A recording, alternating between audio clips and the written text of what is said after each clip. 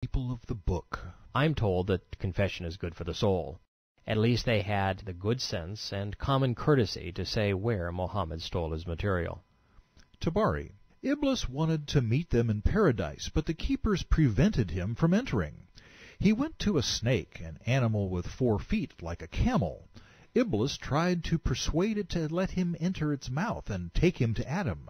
The snake agreed, passed by the keepers, and entered without their knowledge, because that was Allah's plan. If Allah's plan was to help Satan deceive man, you know whose side Allah is on. Iblis talked to Adam from the mouth of the snake, but Adam paid no attention to him. So Iblis said, Adam, may I lead you to the tree of eternity and power that never decays? Both you and Eve will have eternal life and will never die. Since there was no death or dying in paradise, how would Adam know what decay was? How would he be enticed to be eternal when he was created that way? I give you good advice. By tearing their clothes, Iblis wanted to show them their secret parts, which had been concealed from them. From his reading of the books of the angels, he knew what Adam did not, that they had secret parts. Wait a minute. Adam is supposed to be smart and the angels stupid. Now we're told the angels are smart enough to have books, and Adam is oblivious. Tabari. Adam refused to eat, but Eve came forward and ate. Then she said, Eat, Adam.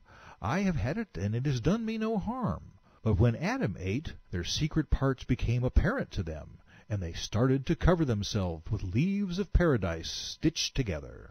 This became Quran 7:22. But I don't get it. Why would showing Adam and Eve their private parts seduce them into rebellion? If sex isn't good, why is it the essence of Islamic paradise? As you might expect, there is more than one version of this story. So for some comic relief, let's look to another variant. Tabari.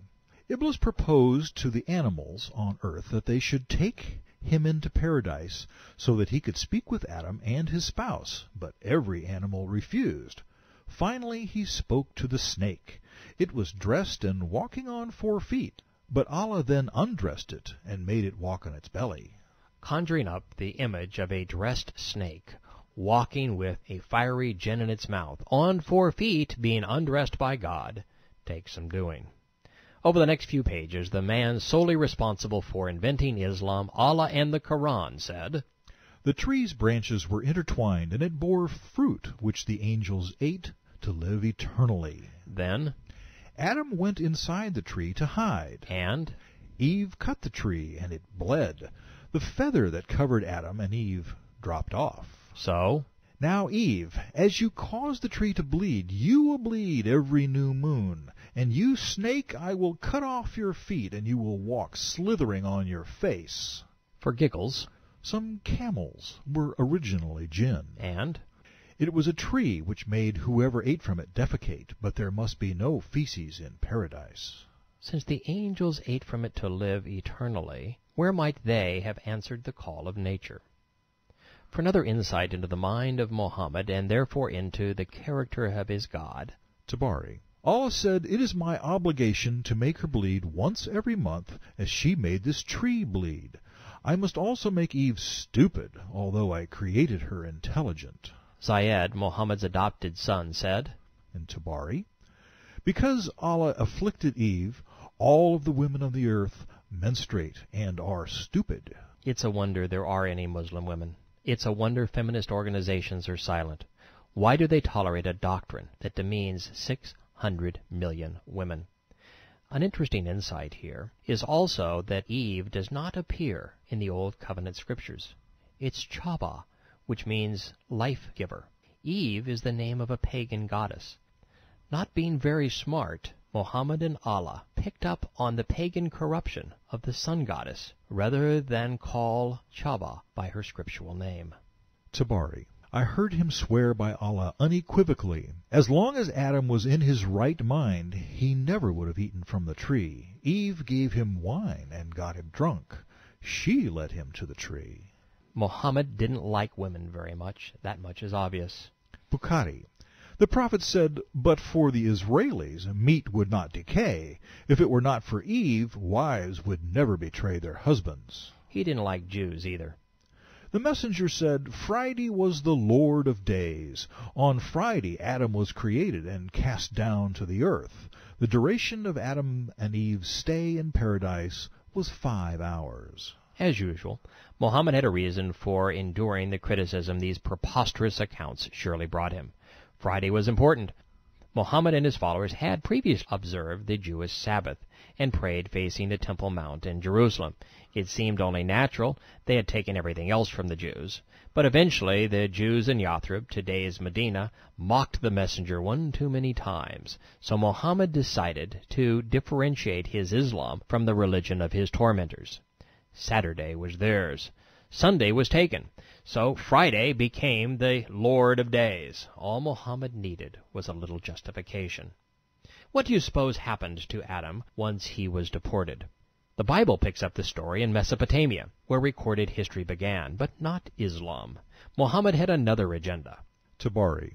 Allah cast Adam down to earth. The place where he fell down was the land of India. Why India, you ask? Well, because when Adam was cast down there, some of the smell of paradise clung to India's trees.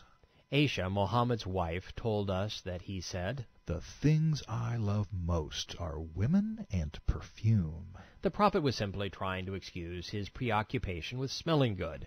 If his perfumes were created in paradise, smelling good was religious rather than self-indulgent. Tabari. Adam was cast down in India and Eve in Judah. He went there in search of her, and eventually they were united. Eve drew near him, hence Muzdalifa. They recognized each other, hence Arafat, and they were united in Jam, hence Jam. If the India story was conceived to rationalize the prophet's obsession with perfume, why this elaborate tale? It's all about Muhammad's third and fourth vices, power and money. He wanted to legitimize and then control the pagan Hajj. It was the source of the religion's power and wealth during his day. Each of the places Muhammad claims the amorous couple traversed were just outside of Mecca. Going to them was part of the pagan rites he later incorporated into Islam. So he was validating his claim to the religious scam he would soon steal. Tabari was criticized for these stories, so he said, The soundness of this is established by a report serving as conclusive proof that Adam was cast down in India. It is rejected neither by the Muslim scholars nor by the people of the Torah and Gospel. Proof is firmly established by reports from some of them. As you may have seen, justifying the unjustifiable has caused Muslims to latch on to imaginary verifications. There is nothing in the Torah or Gospels that says Adam was dropped in India. The biblical Garden of Eden was on earth, not heaven. It was located near the headwaters of the Tigris and Euphrates rivers and the Black Sea. Tabari. It has been mentioned that the summit of the mountain upon which Adam was cast down is one of those closest to heaven. When Adam was cast upon it, his feet were on it, while his head was in heaven. He heard the songs of the angels. The angels were afraid of him, so his size was reduced. The Islamic heaven must be very low. Knowing Muhammad, there had to be an ulterior motive. The prophet was trying to rationalize something. What do you suppose it was this time? Tabari. When Allah cast down Adam from paradise, Adam's feet were on the earth while his head was in heaven. He became too familiar with the angels, and they were in awe of him, so much so that they complained to Allah in their various prayers. Allah therefore lowered Adam, but Adam missed what he used to hear from the angels and felt lonely. He complained to Allah and was sent to Mecca. On the way, every place where he set foot became a village, and the interval between his steps became a desert until he reached Mecca. We're getting close. It's important for Muhammad, and thus Islam, to place Adam in Mecca. Could there be more? Allah sent down a jewel of paradise, where the house, that would be the Kaaba, is located today. Adam continued to circumambulate it until Allah sent down the flood. There you have it. To make the insignificant pagan Kaaba seem godly and important, and to have the stone that represented the most senior idol in the Meccan pantheon appear like it belonged to Islam, we see Allah sending Adam to the Kaaba and giving him his black